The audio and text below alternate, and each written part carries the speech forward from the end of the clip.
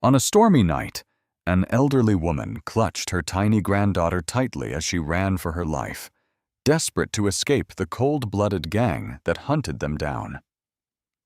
Just when her strength was about to give out, a white Land Rover pulled up beside her, and a stranger's voice called out with quiet urgency, "Get in." She had no idea who he was, or that the moment that door opened, a new door to hope would open as well, one that would change their lives in ways that felt nothing short of miraculous. The rain poured down in violent sheets, turning the Edgewater district into a maze of slick pavement and trembling neon reflections. Streetlights flickered as though struggling to stay alive. Lorraine Harper clutched little Lila to her chest, her arms shaking, her breath catching and breaking with every desperate step. Pain pulsed along her ribs where old bones met fresh bruises, and each inhale tasted of metal and storm water. Behind her, heavy footsteps slammed against the soaked concrete. Voices followed, rough, coarse, drunk on cruelty. "Keep moving. She ain't getting far in that rain," one barked. The sound chased her, crawled up her spine, and coiled around her throat. She pulled Lila closer, the child's small hands knotting into her shirt, her tiny face buried against Lorraine's collarbone, trembling. They had been running for what felt like forever, though it had probably been only minutes. The rain distorted time, and so did fear. Her son should have been here. He should have been the one carrying his daughter, shielding her from these monsters. But he had died under the weight of a debt that should never have existed, a debt he tried to pay each grueling night until exhaustion and bad luck stole his life on a rain-slicked road not unlike this one. Lorraine had paid the legal part. All of it. Every cent. But the Red Jackals didn't care about legality. They cared about leverage. And tonight, that leverage was Lila. Darius Vance's voice cut through the storm like a blade. "Lorraine!" he roared, close enough that she could hear the spit in his throat. "The kid is our property." That word, property, burned hotter than the pain in her ribs. It made her legs move even when her body begged her to fall. She stumbled, caught herself, and pushed forward. Her heart was no longer beating. It was pounding against time, against darkness, against destiny. The district's infamous neon blur shimmered through the storm, and for a split second, she thought she was hallucinating the shape ahead. A tall, white Land Rover sat parked beneath a flickering street lamp, its engine off. Someone inside. Someone who didn't belong in this neighborhood. Not at this hour. Not in this kind of rain. She didn't think. She couldn't think.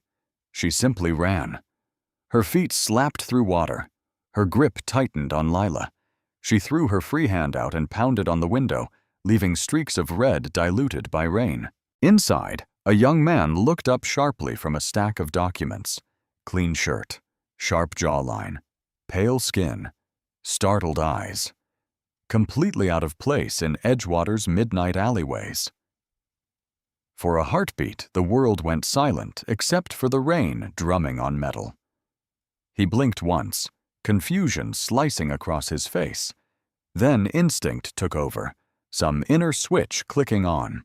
Landon Hale rolled the window down only an inch, just enough to see her eyes and the terror drowning in them. She couldn't form words. She didn't need to. He had already read the entire story in her breathless trembling. His voice, when it came, was calm in a way that felt impossible against the chaos around them. "Get in, now." She didn't hesitate. She yanked the door open, nearly collapsing inside with Lila still clenched in her arms. Landon slammed the lock button just as Darius Vance reached the hood of the car. Darius's fist hit the window with a bone-jarring thud. His face twisted in fury, rain sliding off him in sheets. Landon stared through the glass, cold, collected, resolute, before shifting the gear with one swift, decisive motion. The Land Rover lurched forward, tires spraying water as it cut through the storm, leaving Darius shrinking in the rearview mirror, still screaming into the rain. Inside the car, Lorraine tried to breathe, but her lungs refused to settle. Lila whimpered softly, clutching Landon's sleeve now without realizing it. Landon didn't pull away.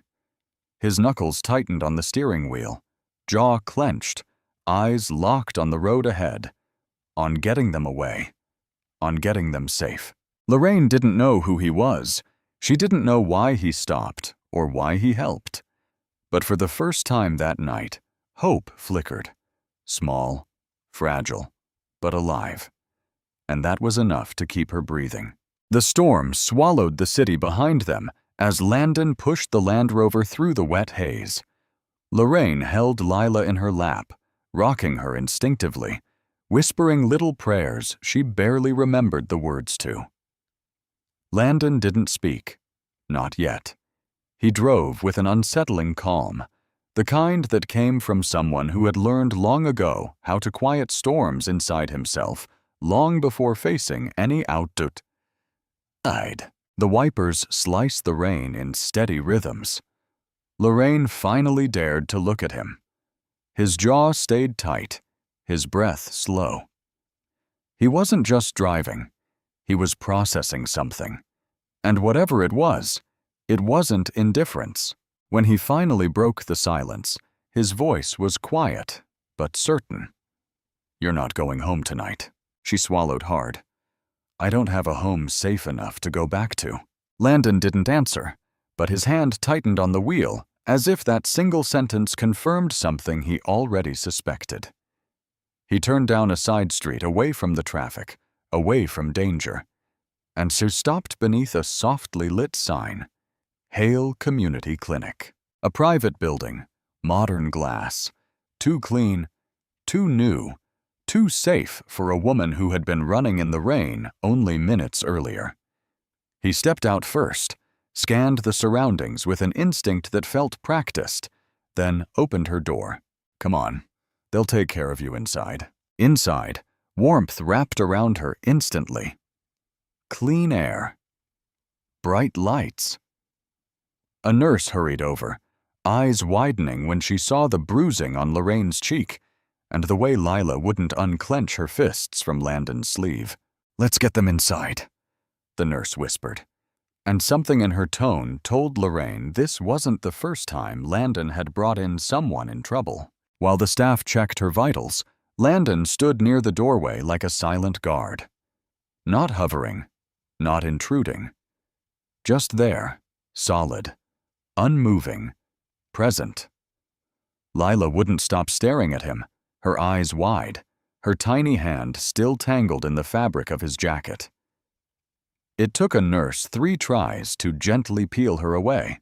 When the examination ended, Landon walked over, voice steady. "Who were those men?"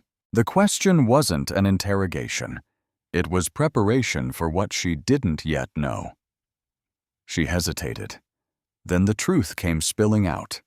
Her son's debt, the payments she had made, the illegal interest, the threats against Lila.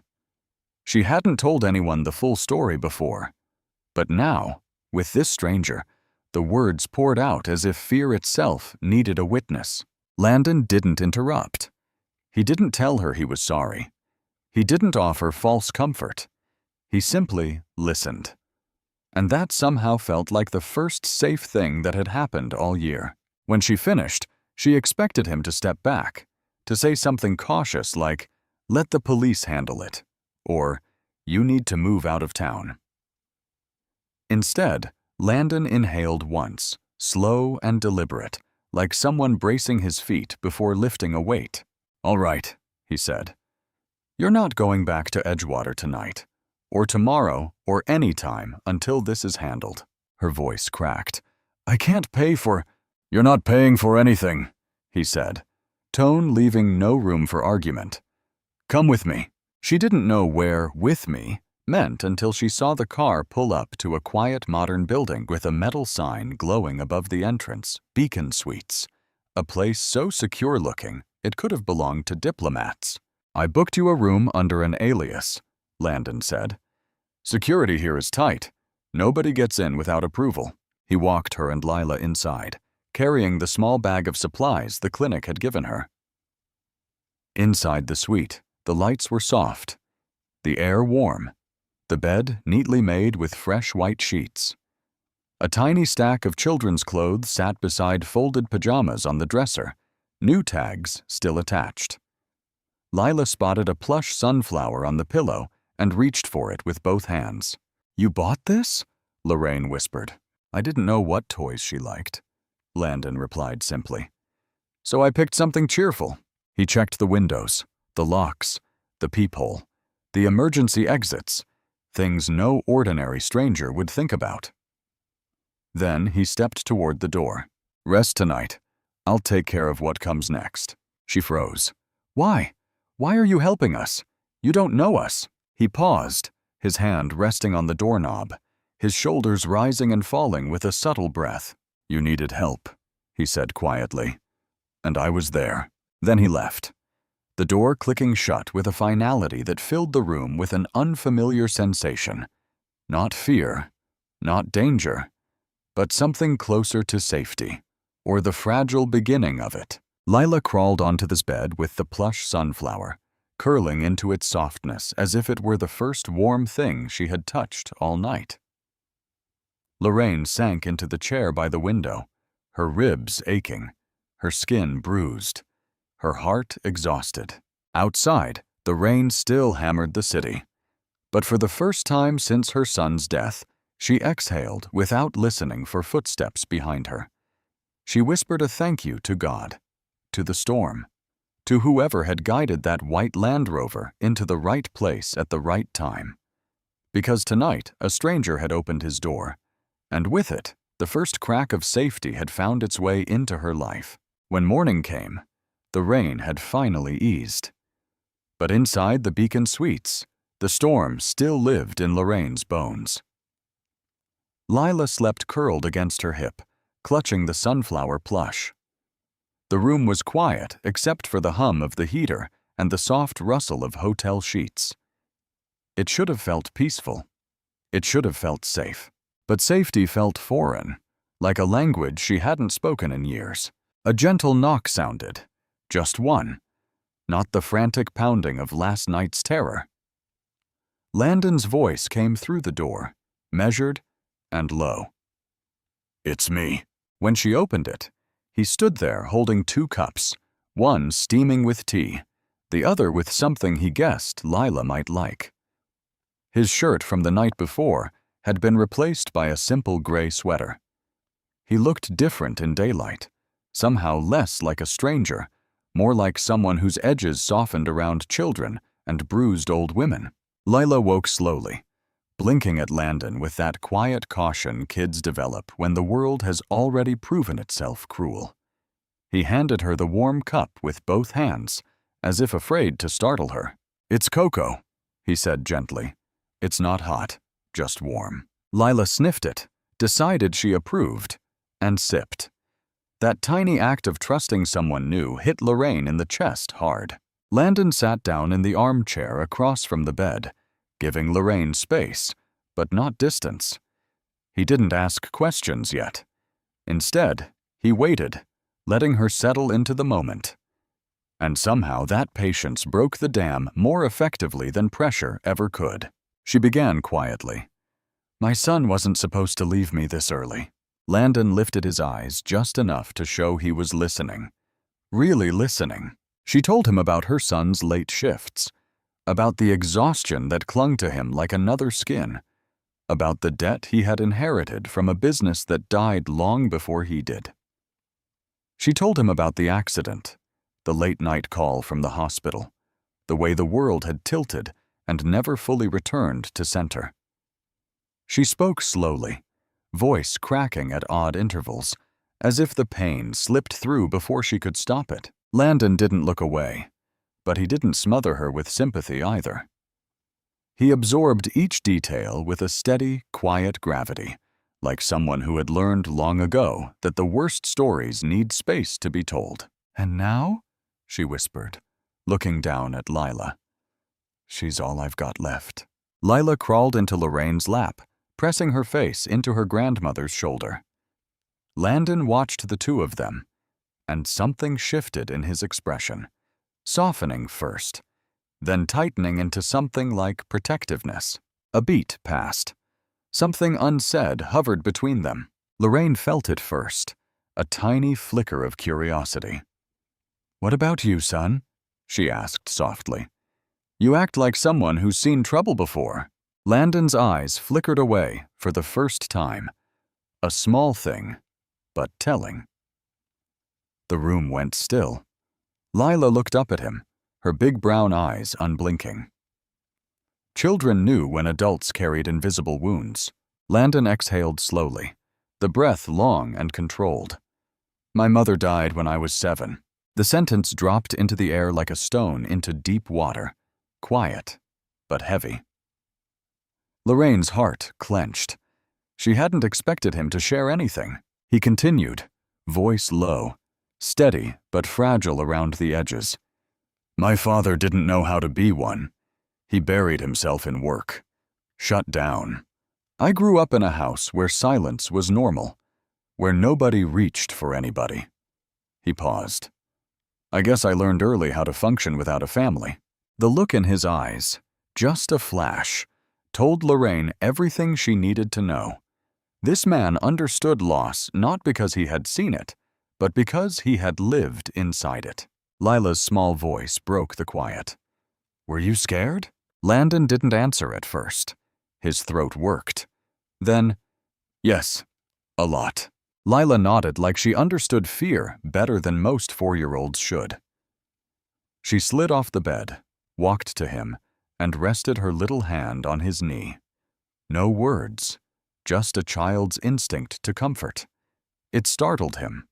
Not the touch itself, but how fast he reached his hand up, covering hers gently, as though he had been missing the feel of small fingers for decades without knowing it. That simple moment, the three of them in a hotel room sharing stories and scars, felt like an invisible thread stitching itself quietly between them. Not a family, not yet, but something beginning. Before Lorraine could speak again, Landon straightened, that controlled calm sliding back into place. "I'm going to help you," he said. "Not just tonight, until this ends." His certainty carried weight, not born from bravado, but from a man who had finally found something worth stepping into the storm for. And for the first time since her son's death, Lorraine felt the faint, trembling ripple of something she had lost a long time ago. Faith. Not in luck, not in miracles, but in people. As the city felt quieter from the outside, inside the Beacon Suites, the calm felt brittle, like thin ice waiting for the wrong step. Lorraine could finally breathe without her chest tightening. Lila drew pictures using the crayons the clinic had given her, pressing them harder than most kids did, as if coloring could keep the world from breaking again. Landon stopped by just after sundown, carrying a plain brown folder tucked under his arm. He didn't say much at first, just checked the locks, scanned the hallway, and spoke briefly with the concierge about the building's access list. Lorraine watched him from the sofa, Lila leaning against her side, tracing circles with her finger around Lorraine's palm. Landon wasn't a man who wasted motion. Every step he made had purpose. Every glance held calculation. But beneath that, hidden under the steady exterior, Lorraine noticed something new. A thin line of tension along his jaw, a heaviness behind the eyes. Something had shifted. He sat opposite them and opened the folder. "I talked to a lawyer," he said quietly, "and the police. They're aware of the Red Jackals, but they've never had enough proof to act. Too many people scared to testify. Too many cases dropped." Lorraine swallowed because she knew the pattern. The fear, the silence, The way injustice repeated itself when power belonged to the wrong people. But, Landon continued, they know about Darius and about the threats. He paused. They're watching now. It sounded like good news. It should have been good news. But then his voice shifted just enough to make the hairs on Lorraine's neck rise. There's something else. He placed a piece of paper on the coffee table. A photograph. Blurry. Taken from a street camera, but recognizable. Darius standing outside the Beacon Suites only hours earlier. Lorraine felt her stomach drop. Lila had stopped drawing. She stared at the photo, her little hands trembling. "Grandma, that's the bad man," she whispered, her voice wavering in that tiny, soft way that made grown adults crumble. Landon leaned forward immediately. He didn't get inside, he reassured her softly. Security stopped him before he reached the door. "But he found us," Lorraine whispered.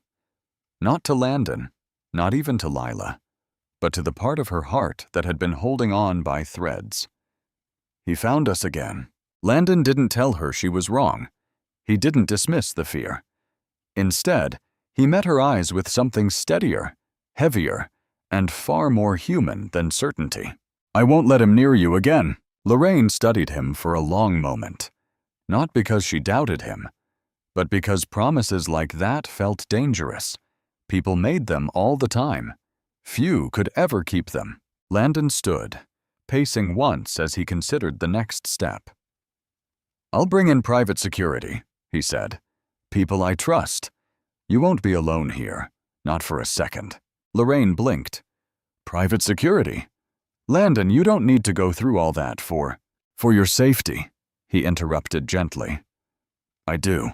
But beneath the firmness there was something else, something quieter, a piece of him he didn't let people see, the same piece that had cracked open when Lila asked if he had been scared as a child.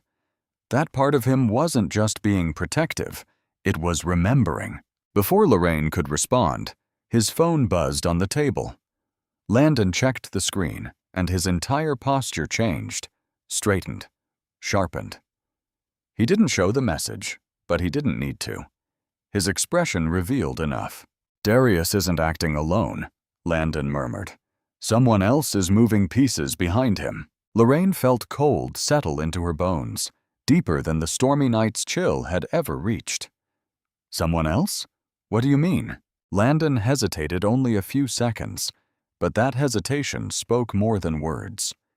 The red jackals aren't smart enough to chase interest numbers or debt contracts. Their muscle, someone bigger, someone with money, is backing them. And that someone wants the debt collected. Lorraine closed her eyes tight. She didn't have the strength to hear a new name, a new threat. But she needed to. "Who?" she whispered. "Nobody confirmed yet," he said. "But the lawyer thinks it might be Victor Lang." She didn't know the name, but the look on Landon's face told her she should be afraid of it. Lila slid closer into her grandmother, sensing the fear even without understanding the words. There was a long silence. Then Landon's phone buzzed again, this time louder, vibrating against the wooden table with an unsettling urgency. He picked it up, eyes flicking across the screen. Then he froze. Lorraine's voice trembled. "Landon, what is it?" He turned the phone, showing her the message. It was a number she didn't recognize, a burner phone.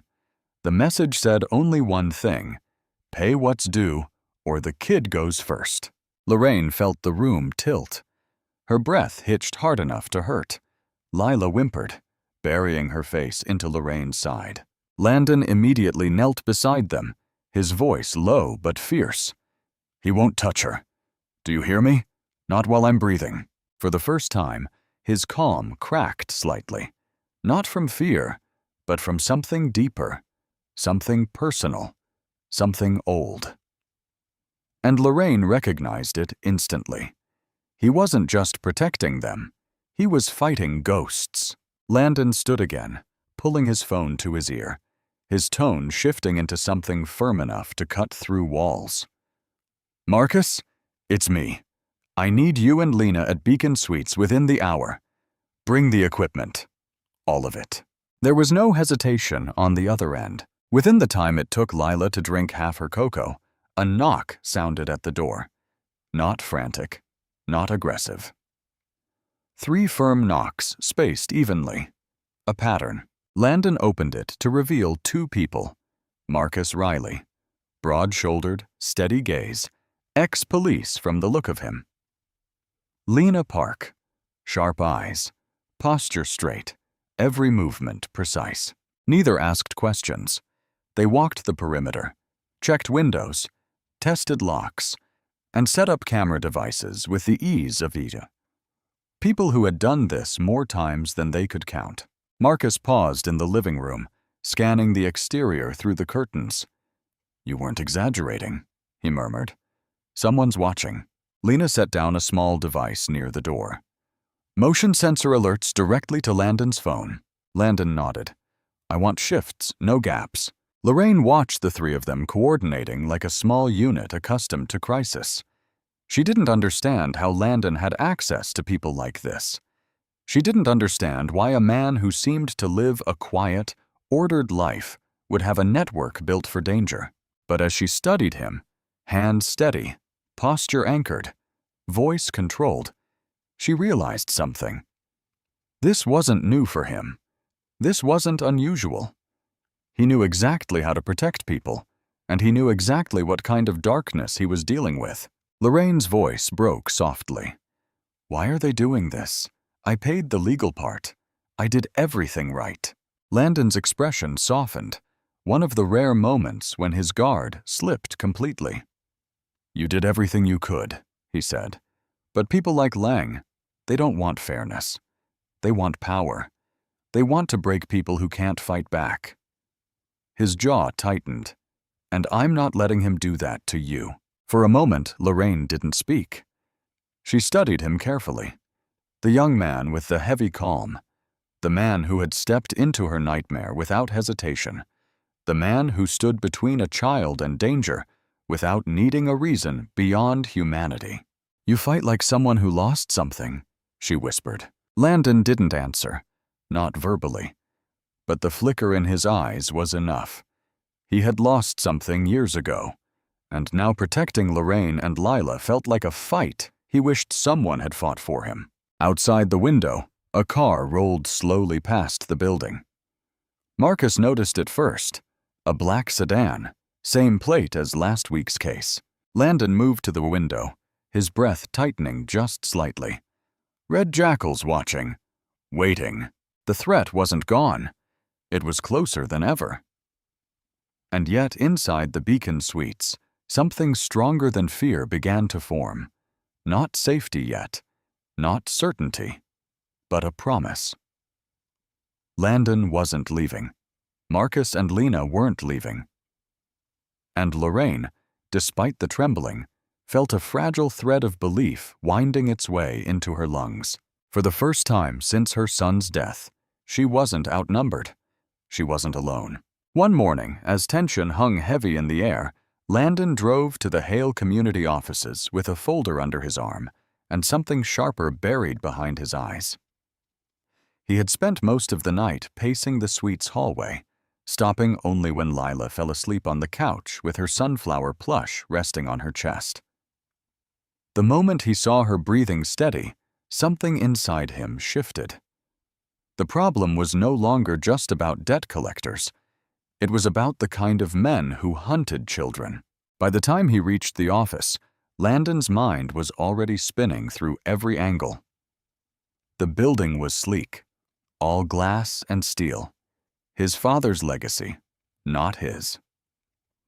Landon preferred the clinic, the outreach centers, the parts of the foundation that actually touched people. But the offices were where the paper trail lived. The shadow of the Hale name gave him access to information most people never saw. He headed straight to the legal department where Ms. Ellison, the foundation's lead attorney, was sorting through stacks of documents with the precision of a surgeon.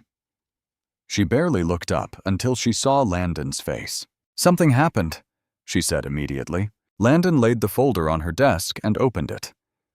"This woman, Lorraine Harper. Her son owed a legal loan. Paid it. Everything above that is extortion. Ms. Ellison flipped through the papers. Red jackals, she muttered. They've been on our radar for years.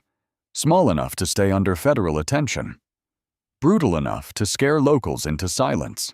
Who funds them? Landon asked. Ms. Ellison paused, tapping her pen. That's the real question. Their financials don't add up.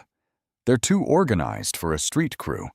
Someone with money is behind this. Landon already knew the name.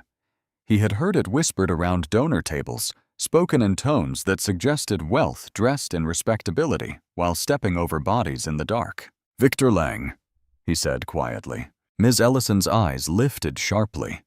If Lang is involved, this isn't just a debt dispute. This is a corporate shell funneling money into predatory lending. And he's coming after a 4-year-old. Landon replied, his voice tight. Ms. Ellison leaned back, exhaling slowly. We need hard evidence, not rumors, not intuition, something that sticks. Landon's hands curled slightly at his sides. Find it. Ms. Ellison studied him for a moment. Really studied him. She had known him since he was a teenager who barely spoke a sentence during board meetings. This Landon was different. This Landon had fire. Give me 24 hours, she said. I'll dig deep. Then she added quietly, You look tired. He didn't bother denying it. I didn't come here to rest. As he walked out of the office, another idea sparked. One he hadn't allowed himself to consider until now. If Lang was involved, then someone within the financial districts had to be enabling it. Landon headed to the Foundation's data analysis floor, where screens glowed with numbers, maps, and patterns. Jordan, one of their top analysts, spun his chair when Landon approached. Morning. Wow. Okay. You look like you haven't slept since the Cold War. Narrow this, Landon said, placing another folder on the desk. Cross-reference Red Jackal's movements with Lang's known businesses. Jordan raised a brow. You think he's funding them? I think he's hiding behind them, Landon answered. Jordan slid into focus, fingers flying across his keyboard. Lines of data streamed across the screen. Financial transfers, land deeds, coded checks, shell corporations. Landon hovered behind him, hands pressed into the table, his jaw tightening with each new connection forming on the display. Minutes later, Jordan frowned. That's interesting. What is? Jordan pointed to a timeline. Every time Red Jackals increase pressure on someone, more threats, more visits, Lang's property acquisition spikes. It's like he uses the jackals to push people into default, then buys their homes for pennies. Landon felt heat rise in his chest. Lorraine's neighborhood. Jordan clicked again. 3 houses on her block, all bought by Lang's company in the last 8 months. There it was. The pattern. The motive. They weren't collecting debt. They were clearing land. And Lorraine, the woman running through rain, clutching her granddaughter, was another piece of real estate to be extracted and discarded. Landon ran a hand across his face, grounding himself. The thought of Lang marking neighborhoods like they were chess squares made something old inside him flare. He remembered the house he grew up in, the echoes, the empty dinners, the loneliness. Losing a home wasn't always about walls or roofs. Sometimes it was losing the only ground where memories were still alive. He wouldn't let that happen to Lorraine. As he turned to leave, Jordan added softly, Hey, who's the woman? Landon paused. For a moment, he didn't have an answer simple enough to give. Then, someone who deserves better than this. On his way back to Beacon Suites, his phone buzzed. Another message. Another number he didn't recognize, but the words were worse than the burn in his chest. Back off, Hale. Not your fight. Landon stared at the message long enough to feel the old ache behind it, the ache he had carried since childhood, the ache of being told to stay quiet, stay out, stay somewhere that didn't matter. He typed nothing back. He wouldn't waste breath on threats. He only pressed the accelerator a little harder. When he reached the suite, he found Lorraine sitting near the window while Lila napped with her sunflower plush, her chest rising and falling in soft waves. Marcus was stationed at the door. Lena was adjusting the camera feed from the hallway. Lorraine turned as Landon entered, her expression searching his face. "What did you find?" He sat down across from her. "Lang's using the jackals to force people from their homes," he said. "He wants your neighborhood. He wants leverage, and he wants you scared enough to give up everything." Lorraine's hands trembled. "Why us? Why my son? He didn't have anything. He had a house," Landon answered softly. "And that's enough." For a moment, she closed her eyes, letting the truth settle in her bones. It wasn't about debt. It wasn't about my son. It wasn't even about Lila. It was about a group of men who believed they could take whatever they wanted because nobody would stop them. Lorraine whispered. "My boy died working night shifts to keep that house. They're not taking it." Landon felt something tighten in his chest, a surge of respect, almost fierce. "They won't," he said. "Not while I'm on this." She studied him. "Why are you risking this, Landon? This isn't your fight." His gaze flicked briefly to Lila, then back to her. "Yes, it is," he said. "When a system tries to crush people who can't fight back, somebody has to step in." There was something else layered under his words, something he didn't quite say about his mother, about growing up in a home where help never came, about the boy who learned to be silent because silence was safer. But Lorraine saw it anyway. She was a mother. She recognized buried hurt when she saw it. Before she could respond, Lena stepped forward. "We've got movement outside," she said quietly. "Jackals again." Watching. Lorraine stiffened. Landon didn't. He stood smoothly, the way someone does when they expected the threat all along. "Good," he said. "They're watching us. That means they aren't hurting someone else tonight." And for the first time since the nightmare began, Lorraine believed they had a chance. Not because the danger was gone, but because someone finally stood with them. Someone who refused to look away. Landon's next words were quiet, controlled, the kind you speak when you're ready for the storm. "It ends now." In the time that followed, with security rotations in place, cautious walks to and from the elevator, and the constant hum of cameras checking every corner of Beacon Suites, Lila began drawing again. Sunflowers, stick figures, little houses she remembered from before everything fell apart. Lorraine tried to act calm for her sake, but every time she glanced toward the window, she worried someone dangerous might be standing just beyond the frame. Landon barely slept. He spent nights reviewing floor plans, talking to Ms. Ellison, coordinating with Marcus and Lena, and refreshing a growing list of potential threats. The more he learned, the less the world felt like the safe place he once believed it could be.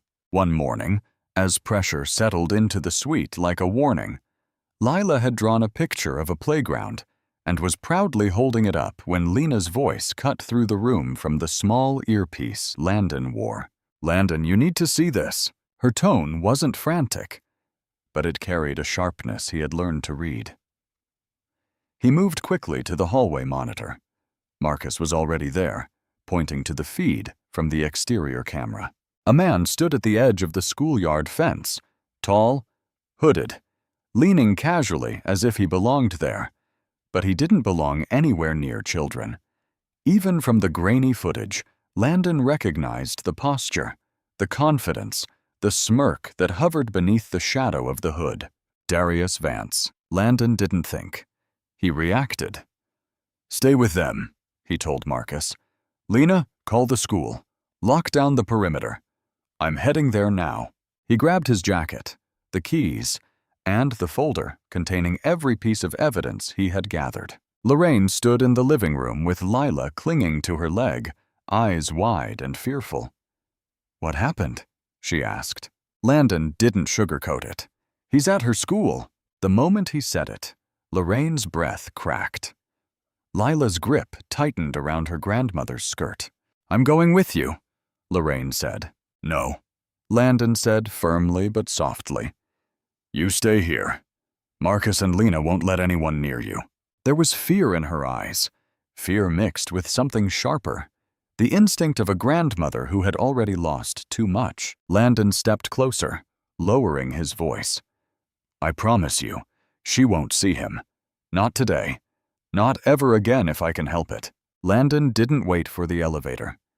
He ran down the stairs, the echo of his footsteps bouncing off the metal railing like a countdown. Every second mattered. Every breath felt too loud, too slow. The school was only minutes away, but each red light stretched longer than it should. Each turn felt steeper. Each bump in the road carried weight. When he pulled into the lot, teachers were already hurrying children inside. One pointed toward the playground, panic in her eyes. "He was watching them," she said. "We called security." "Where is he now?" Landon cut in. The teacher pointed toward the far side of the fence. Landon went still. The hooded figure was gone, but the feeling, like static clinging to the air, told him the encounter wasn't over. It had simply shifted. He approached the fence slowly, eyes scanning the sidewalk, the parked cars, the line of trees that bordered the edge of the school. The world felt too quiet, too staged, like the moment before something breaks. Then he saw it. A crumpled sunflower sticker on the ground, one identical to the set Lila always carried in her small backpack. It wasn't hers.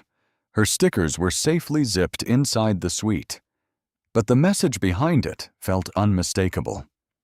Darius wanted him to know he had been close enough to touch the fence, close enough to touch a child who trusted Landon. He picked up the sticker, his hand tightening until the edges dug into his palm.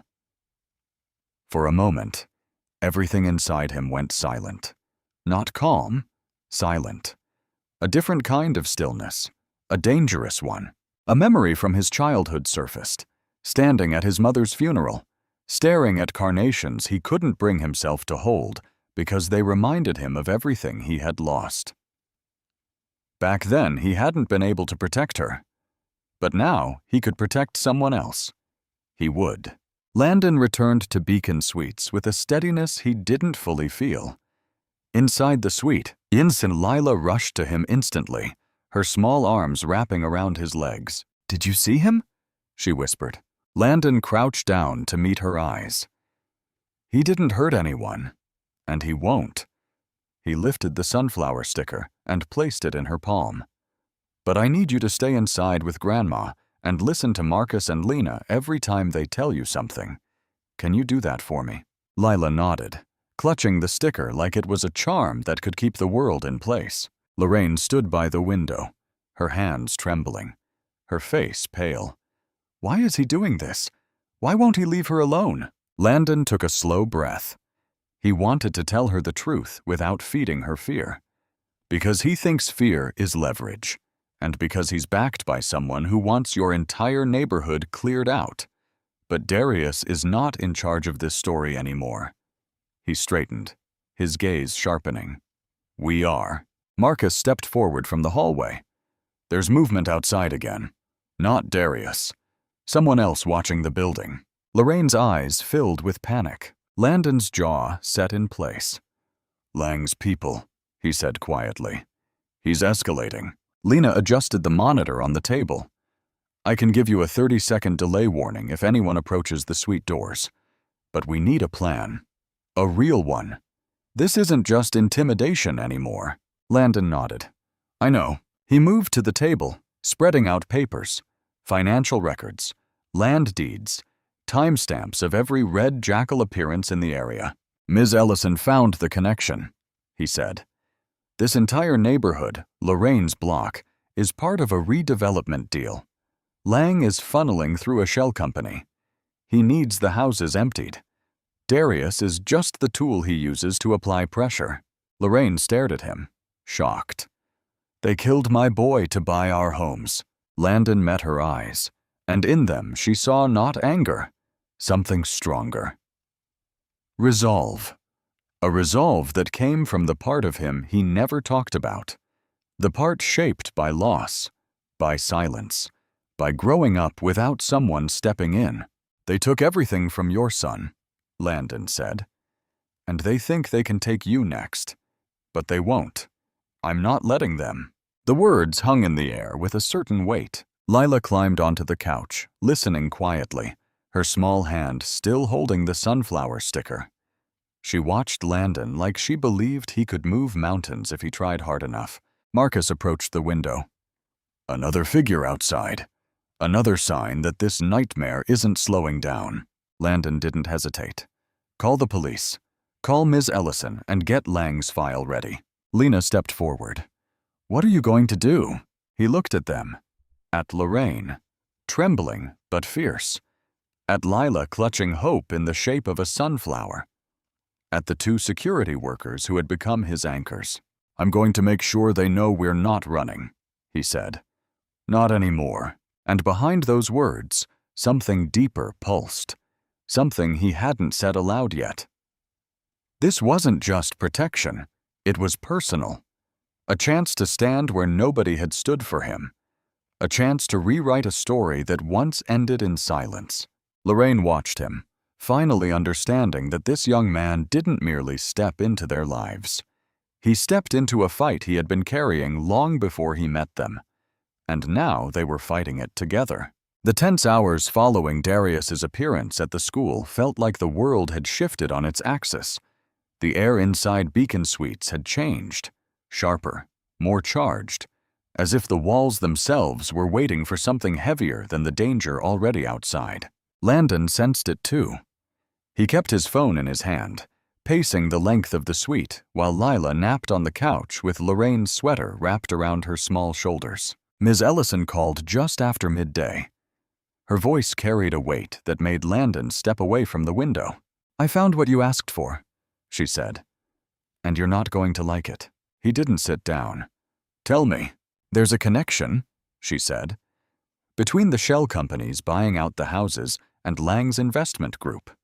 And there's a direct trail tying them to payments made to the Red Jackals." Landon clenched his jaw. "How direct?" "Direct enough that a prosecutor could move on this," Ms. Ellison replied. "But it's fragile. One wrong move and Lang buries it. He's protected by 3 layers of legal insulation. If we want a chance at taking him down, we need more than paperwork. We need people willing to speak."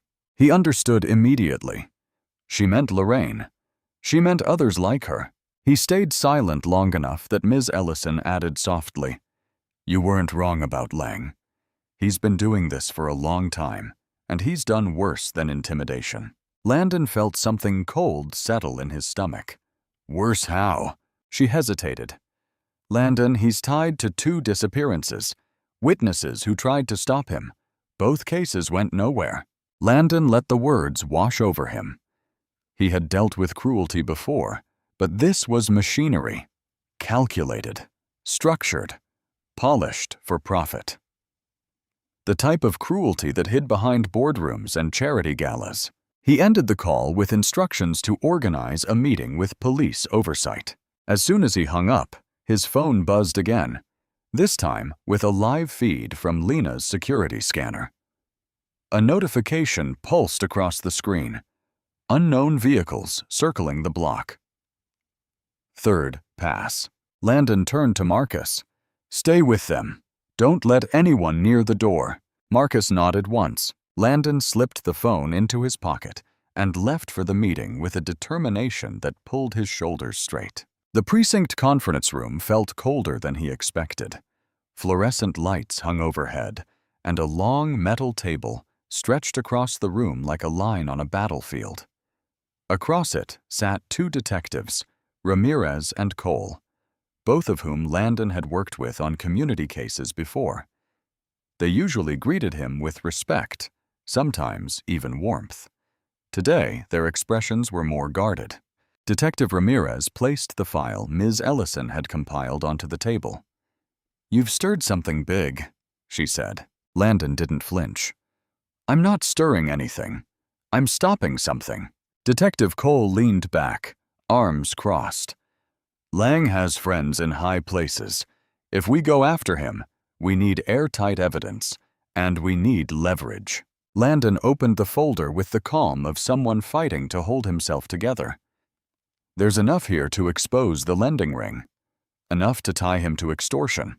Enough for a warrant. A warrant? Detective Ramirez asked. Yes, she said. A conviction? Not yet. She sighed.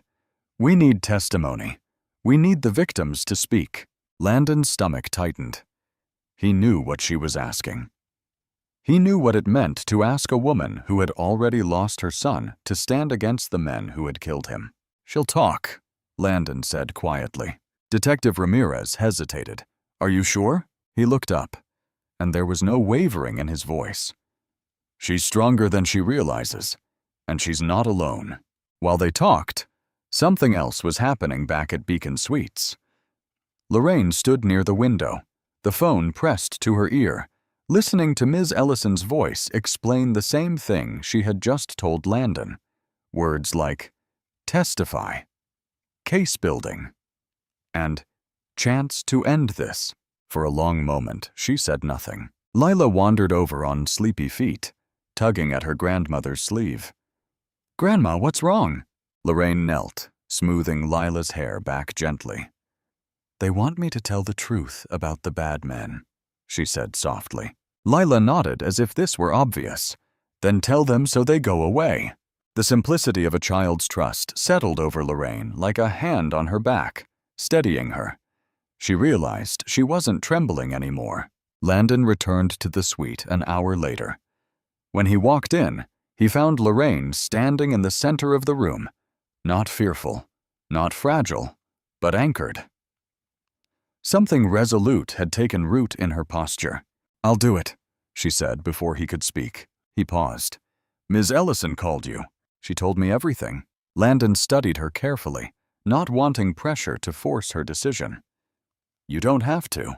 I do, she interrupted, and her voice didn't shake. If I stay quiet, they win. They took my son. I won't let them take our home. I won't let them take her childhood. Landon exhaled slowly. A quiet pride stirred in his chest, not the loud, triumphant kind, but the type that made a person's throat tighten unexpectedly. Then we're doing this together, he said. It wasn't a promise made lightly. It wasn't a promise made for heroism. It was a promise that came from someplace deeper, somewhere in him that recognized the weight of silence, the cost of loss, the ache of having no one step into the fire beside him. The following morning, the precinct conference room filled again, this time with the weight of opposing forces. Landon sat beside Lorraine, his presence steady and grounding. Marcus stood near the wall. Lena monitored devices from her phone. Across from them sat Darius Vance, handcuffed, flanked by 2 officers. His smirk was gone. His eyes still held arrogance, but there was something frayed behind them now, a crack in the confidence he once strutted around with. Next to him sat a lawyer hired by Lang, a man with a polished suit and a reptilian calm. Lorraine felt her breath wobble, but then Landon placed a gentle hand over hers. She steadied. They began the session. Officers presented the data. Ms. Ellison added her analysis. Patterns and transactions filled the screens, each one linking Lang's empire to the Jackal's. And then Detective Ramirez turned toward Lorraine. Mrs. Harper, she said gently, tell us what happened to your son. The room seemed to exhale. Lorraine's voice was soft at first, but each sentence gained strength. She spoke about her son's shifts, the debt, the threats, the night she found his body after the accident. She spoke about Lila's fear. She spoke about the night in the rain, the footsteps, the voices, the rage. Every word felt like a wound reopening, but every word also felt like a blade cutting through the darkness these men had created. When she finished, silence filled the room. Darius shifted, his jaw twitching. For a moment he looked almost human, almost as if guilt flickered beneath the surface. But then he glanced at Lang's lawyer and masked himself again. It didn't matter. Lorraine had already reclaimed what fear tried to steal. Detective Ramirez turned to Landon. "You said you had something else." Landon reached into his folder and placed a printed transcript onto the table. It was the burner phone message Lang's men had sent, threatening Lila, threatening a child. Detective Ramirez's eyes hardened. Detective Cole nodded. "That's enough," he said. "We're moving forward." The lawyer protested, but it didn't matter anymore. The tide had turned. As Landon escorted Lorraine out of the room, she paused in the hallway and looked up at him. "You saved us," she whispered. He shook his head softly. "No, you saved yourself. I just stood with you." And for a moment, just a moment, he felt something inside himself ease. Something that had been locked tight since childhood. Someone finally believed in him, too. In the days that followed the meeting at the precinct, the immediate danger had not vanished, but something inside the Beacon Suites felt warmer, like sunlight trying to break through heavy clouds. Lila drew more now, filling pages with suns and stick figures holding hands. And each time she handed a picture to Landon, he found himself holding it with a care he didn't fully understand. Landon visited every morning, sometimes with breakfast, sometimes with nothing but his quiet presence. Lila always seemed to sense when he entered the room. Her head would lift, her eyes widening with the same trust reserved for someone safe, someone steady. One morning she ran to him with a drawing, 3 figures under a yellow sun, and pointed to each one with the tiny confidence of a child who believed the world could be arranged if she just explained it carefully. "That's Grandma," she said. "That's me." She tapped the 3rd figure, a tall shape with square shoulders and a messy scribble of brown hair. "And that's you." Landon stared at the picture longer than he meant to. The lines were simple, childlike. Yet something about seeing himself drawn into a family he didn't belong to sent a quiet ache through his chest, a longing he hadn't expected. "You drew me taller than everyone," he said, trying to keep his voice light. Lila nodded matter-of-factly. "Because you keep us safe?" Lorraine watched the exchange from the kitchen counter, drying dishes with slow, deliberate movements. She studied Landon's face with the perceptiveness of someone who had raised children and lost children, someone who understood that strength often hid small, fragile pieces beneath it. "You're good with her," she said when he sat down. Landon glanced up, surprised. "Kids like honesty, and you give her that," Lorraine replied. "Not everyone does." There was a moment, small, nearly invisible, where Landon looked away, as if the compliment brushed against a part of him that had been closed for years. "My father wasn't good at that," he said quietly. "After my mother died, there wasn't much truth left in the house, just silence." Lorraine softened. No child should grow up in silence. He said nothing, but she could see the memories pressing against him, reshaping the posture of his shoulders, the tightness in his jaw. He didn't cry. He didn't break. He just let her words land like someone hearing an echo of the childhood he never had. Later that afternoon, Lila insisted he join her on the floor to build a tower from mismatched blocks. Landon tried to maintain the distance he believed was wise, but Lila ignored the invisible boundaries he drew around himself. When the tower collapsed, she burst into laughter and leaned into him as if that were the most natural thing in the world. Landon froze, not from discomfort, but from a strange warmth spreading through him, a warmth that reminded him of being held once long ago by a mother whose memory had blurred into soft edges and forgotten lullabies.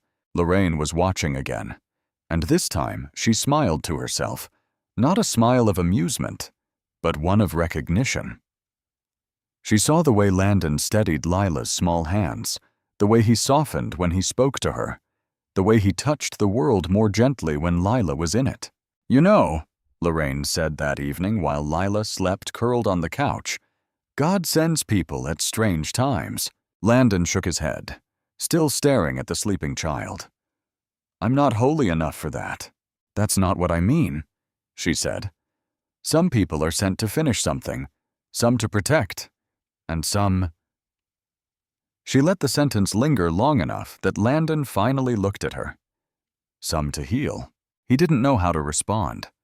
Something in the room shifted, soft, emotional, unspoken. It wasn't romantic. It wasn't forced. It was the beginning of something familial, something that formed slowly, like warmth spreading through cold hands. He cleared his throat. You're stronger than anyone I've met. Lorraine chuckled softly. Strength is just a woman learning to survive when she gets no choice. You shouldn't have had to survive alone, Landon said. And you shouldn't have had to grow up alone, she replied. Their eyes met, and for a moment, past and present, braided together. That night, Landon stayed late, reviewing security protocols with Marcus and Lena. Lila woke from a nap, rubbing her eyes, and wandered toward him. Without a word, she climbed into his lap, resting her head against his chest. Landon hesitated just for a breath, then wrapped a careful arm around her. Lila whispered, Are you leaving? Landon swallowed. Not tonight. She closed her eyes again, trusting him without hesitation. The weight of her small body, the steady warmth against him, stirred something deep. An echo of a memory he didn't realize he had been craving. When she fell asleep again, Lorraine approached quietly. You don't have to pretend you're made of steel, she said gently. Landon exhaled, not quite a sigh, but something close, something that carried years of unspoken grief. I don't know how to be anything else. Lorraine touched his shoulder, a brief grounding gesture. Families teach you that, whether they're blood or not. Her words hit him with the force of realization more than comfort, because he was beginning to understand something. This wasn't just about protecting two people anymore. This was about belonging, about healing what had been broken in him long before he met them. The days continued unfolding gently. Landon taught Lila how to fold paper airplanes. Lila insisted he sit next to her during meals. Lorraine cooked food she hadn't cooked since her son was alive, placing plates in front of Landon with the unspoken expectation that he would eat until she told him to stop. Every evening, Landon found himself lingering longer, staying through bedtime stories or late-night worries. Every morning he showed up before being asked, and somewhere between the laughter, the shared meals, and the steady presence in the small, warm suite, Landon realized something quietly profound. He wasn't visiting anymore. He was returning. Lorraine realized it too when she watched him pick up Lila after she tripped over her crayons and comfort her with a gentleness she didn't know he possessed. She whispered to herself, he needed us as much as we needed him. Later that night, when Landon stepped into the hallway after checking the locks, Lila toddled over and handed him a new drawing. This time, the figures weren't stick shapes. They had smiles. They held hands. And at the top, in uneven crayon letters, she had written, Our people. He stared at the page long enough that emotion pricked at his throat. He crouched down, smoothing her hair. Thank you, he said softly. Lila looked at him with simple, innocent certainty. You're part of us. And in that moment, quiet, warm, almost small, Landon felt something inside him finally loosen. For the first time since childhood, he didn't feel like an outsider in his own life. He felt connected. The bond wasn't spoken aloud. It didn't need to be. It lived in shared moments, in quiet safety, in the space between fear and comfort. It grew in the way Lila trusted him, in the way Lorraine studied him, in the way he found himself wanting to stay. It was not a traditional family, but it was becoming one just the same. Following the major arrests, A strange suspended stillness settled over their lives, like the world was finally exhaling after months of holding its breath. But for Lorraine, the quiet didn't feel peaceful at first. It felt unfamiliar, almost dangerous. Because for so long, safety had never lasted more than a moment. Landon saw that worry in her eyes before she even spoke it. He had spent enough of his life hiding his own fears to recognize when someone else was doing the same. "We're not done yet," he told her gently one morning in the Beacon Suites living room. "But we're finishing this completely." Completely. The word carried weight, the kind she hadn't dared believe in for years. That afternoon, Landon met with the lead attorney, Claire Donovan, a sharp-minded woman with a quiet confidence that always made people underestimate her. She slid a folder toward him. "This is everything we need to finalize the protection orders," she said, "and to secure restitution for Lorraine." "Restitution?" Landon asked. Claire nodded. "The court is considering wiping the debt entirely and compensating her for the illegal interest they tried to collect." For a moment, Landon was so stunned he didn't speak. He thought of all the nights Lorraine had sat awake, worrying about numbers no one should have had to carry. The idea of lifting that weight felt like watching a chain snap open. When he returned to the suite that evening, Lorraine was folding laundry by the window, Lila coloring nearby. He placed the folder on the table. "They're voiding the debt," he said simply. Lorraine froze. Her hands trembled. One of Lila's tiny socks held halfway between basket and table. "All of it?" she whispered. He confirmed. "And they're considering damages." Lorraine pressed a hand to her chest, lowering herself slowly onto the sofa. She didn't cry. Not at first. Her mouth opened as if she wanted to speak, but no words came. Then, finally, her eyes filled. It wasn't the messy, broken crying of fear. It was the soft crying of a woman who had held on for too long and was finally being told she could rest. Lila climbed onto her grandmother's lap, confused but worried. "Grandma, what's wrong?" Lorraine kissed her forehead. "Baby, nothing's wrong. Nothing at all." Landon stepped back, giving them space, but Lorraine reached out and caught his hand. "You made this possible." He shook his head. "No, you survived long enough to reach it. I just helped clear the path." For the first time, Lorraine believed that might actually be true. When the day of the hearing arrived, the courthouse was crowded, reporters milling outside like bees drawn to the scent of scandal. Landon had warned Lorraine that there might be attention. Victor Lang being arrested had sent waves through the city's upper circles, but he stayed beside her the whole time, his calm presence grounding her. Inside, the judge read through the charges with clinical precision. Darius Vance sat shackled at the defense table, his usual bravado drained from him like someone had finally switched off the swagger he wore like armor. He didn't look back at Lorraine. He didn't dare. Victor Lang, on the other hand, lifted his chin defiantly, as if pretending this was merely an inconvenience. His lawyers whispered urgently to him, but Lang's eyes kept drifting toward Landon, filled with a bitter, icy resentment. When the judge listed Lang's offenses, financial fraud, predatory lending, racketeering, Lang scoffed under his breath. Right up until the judge announced, "Bail is denied. Sentence recommendation, 14 years with forfeiture of assets."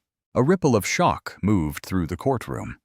Even Lang's attorneys stiffened. Landon watched the moment Lang realized he wasn't untouchable after all. The realization hit him slowly.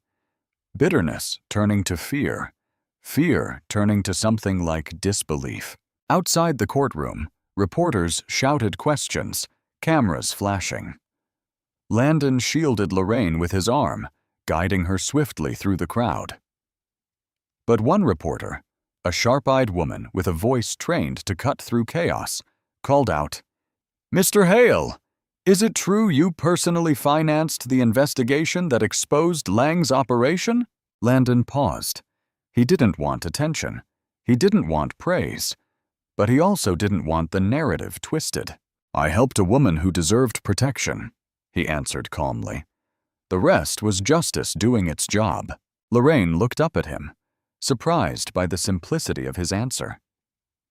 No speeches, no spotlight, just truth. When they reached the car, she said quietly, "Your mother would have been proud." Landon's jaw tightened slightly. For years that word, mother, had been too heavy to carry. But somehow, hearing Lorraine say it felt different. It didn't reopen an old wound. It softened it. "I hope so," he said. The official paperwork arrived the next morning, a thick envelope stamped and sealed. Landon placed it gently in Lorraine's hands. She opened it slowly, reading each line, her lips moving silently. Confirmation of the voided debt. Confirmation of the illegal charges. Confirmation of damages awarded. Confirmation that she and Lila were now enrolled in the Witness Protection Support Program. Secure housing, relocation options, long-term assistance. It was more than victory. It was freedom. But the line that made her chest tighten the most was the simplest. Primary threat neutralized. Landon stood nearby, not wanting to intrude but unable to look away. When she finally looked up, her eyes were clear, not frightened, not clouded, not hesitant. "Well, I've been waiting for this day for years," she said. Landon nodded. "You earned it." Lila ran into the room, still in her pajamas, holding a crayon drawing. "Grandma, I made you something." Lorraine unfolded this paper. 3 smiling figures drawn with bright, joyful colors.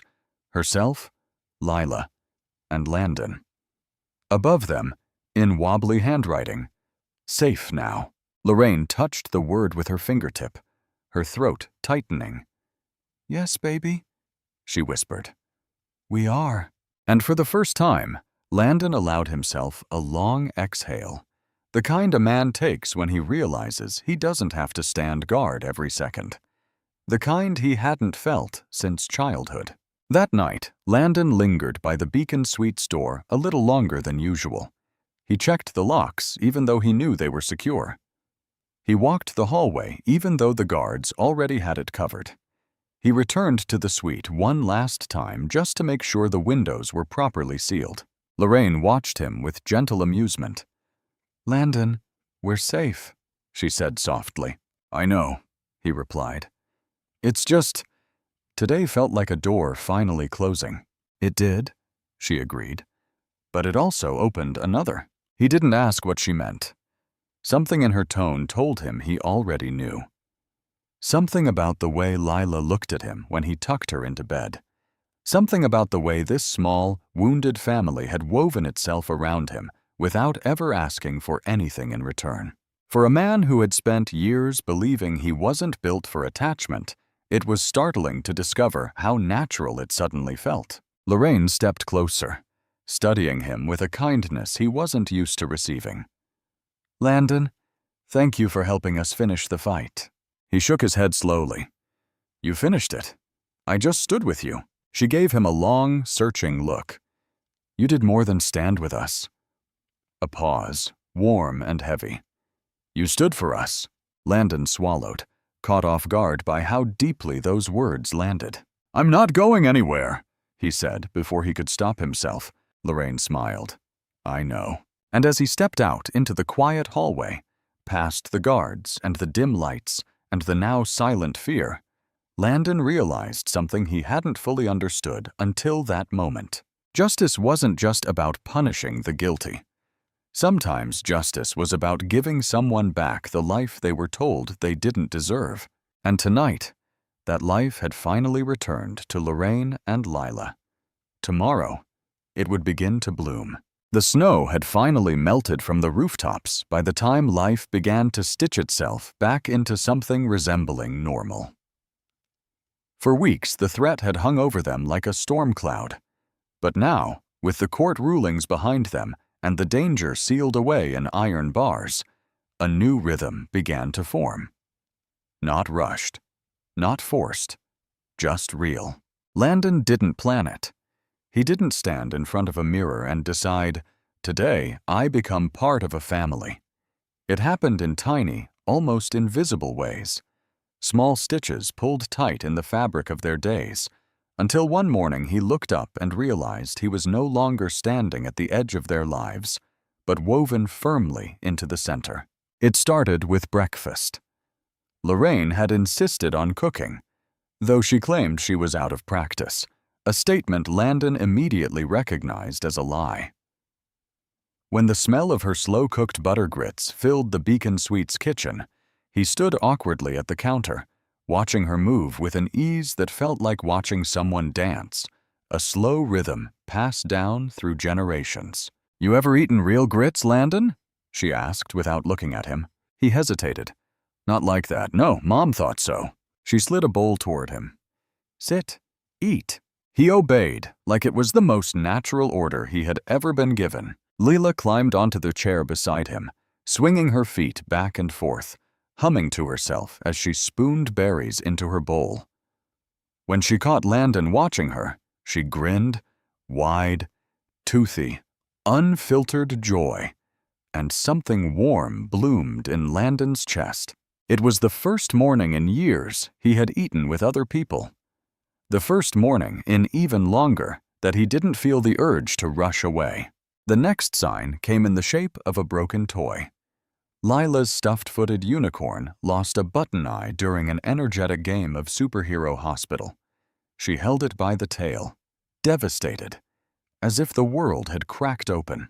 "My unicorn is blind now," she sniffed. Landon knelt in front of her, studying the lopsided face.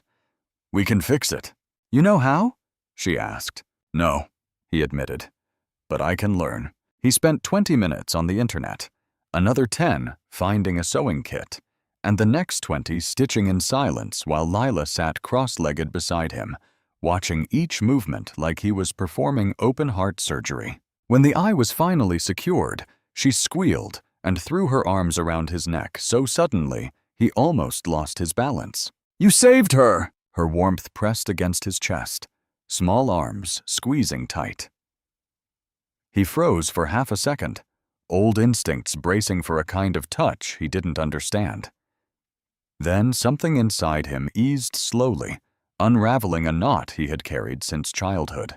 "No," he said softly, holding her steady. "You saved her. I just used the needle." Lorraine watched from the kitchen doorway, her arms crossed, a knowing smile pulling at her lips. Other moments followed, little pieces of domestic life Landon hadn't realized he had been starving for. He helped Lila draw planets on poster board for her preschool presentation. He carried groceries for Lorraine without being asked, fussing over her when she waved him off. He learned how she liked her tea strong, how she folded laundry, how she hummed gospel under her breath when she was deep in thought. And every time he showed up, every small, steady act, something shifted. Not in a grand cinematic way, but in the quiet places where real bonds take root. One Saturday afternoon, Lorraine convinced him to accompany them to the local flea market. The place was loud, chaotic, overflowing with folding tables covered in handmade crafts and knockoff sneakers. Lila raced ahead, her laughter echoing between stalls. Landon trailed beside Lorraine, hands in his pockets, quietly scanning the crowd out of old habit. She noticed. "You can breathe, you know," she murmured. He exhaled. "Force of habit. Baby, the only thing chasing us today is Lila's energy, and you'll lose that race every time." Her teasing made him chuckle, a sound that startled even him. It had been so long since laughter had felt natural. At one stall, Lila held up a tiny hand-painted wooden sign that read, "Home is who you're with." "You want that one, pumpkin?" Lorraine asked. Lila shook her head and turned to Landon. "It's for you." He blinked. "For me?" She nodded with conviction, pressing it into his hands. "'Cause you're with us." For a moment, Landon couldn't speak. The words blurred. The edges of the world softened. He swallowed hard and ruffled Lila's hair to hide the emotion threatening to crack through. Lorraine saw anyway, But the moment that sealed everything didn't happen in a market or a hotel suite. It happened in the quiet late one night when the world felt small and safe. Lorraine was sorting through a box of old family photos. Her son as a boy, her late husband, snapshots from Christmases long past. Lila slept in the next room, her nightlight casting gentle shadows across the hallway. Landon sat on the couch, flipping through documents for the foundation, but his attention drifted as Lorraine pulled out a faded picture of her son holding baby Lila. "He tried so hard," she whispered. "Even when the world kept kicking him down, he kept trying." Landon looked at the photo, a young man exhausted but proud. Hope lingering in his smile, a man who didn't get the chance to fix the mistakes life dealt him. Lorraine's voice trembled. "Sometimes I worry she won't remember him, that she'll only remember the fear and the running." Landon reached over gently, taking the photo. His fingers brushed hers, light, steady, careful. "She'll remember the love," he said, "because you kept it alive." Her eyes lifted, shimmering with something deeper than gratitude. "You know, my son was the kind of man who would have given anything for his daughter. And for the first time in a long time, I feel like someone's looking out for her the way he would have wanted." Landon swallowed, caught between humility and something heavier. "She deserves that," he murmured. "You do too," she replied quietly. The room went still. Then she said something so soft it almost disappeared into the air. "You remind me of family." The words hit him with a force he didn't expect. Family. Something he had watched from a distance his entire life. Something he had convinced himself he wasn't meant to belong to. His voice broke on the way out. "I never really had one." Lorraine reached over, warm and steady, placing her hand over his. "You do now." That was the moment. Not the courtroom victory. Not the arrests. Not the financial restitution. This quiet, gentle claiming. The kind that didn't demand anything from him. The kind that didn't judge the rough edges he carried. The kind that filled a space inside him he had thought was permanently hollow. Later that night, Lila padded into the living room half asleep, rubbing her eyes.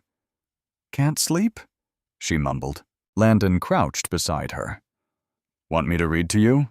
She nodded, slipping her small hand into his without hesitation. As he walked her to bed, Lorraine watched them disappear down the hallway. One tall figure, one tiny figure, fingers intertwined. And she knew he wasn't just helping them anymore. He wasn't just protecting them. He wasn't even just staying. He belonged, not by blood, not by obligation, by choice, by heart. By something stronger than either of those. A family formed not by tragedy, but by the healing that followed. A family stitched together in a hotel suite, a courthouse, a playground, a kitchen. Piece by piece, moment by moment, found family, chosen family, the kind that holds. And for the first time in years, all three of them slept without fear, together. If this story touched your heart, join us to share more meaningful stories by hitting the like and subscribe buttons. Don't forget to turn on the notification bell to start your day with profound lessons and heartfelt empathy.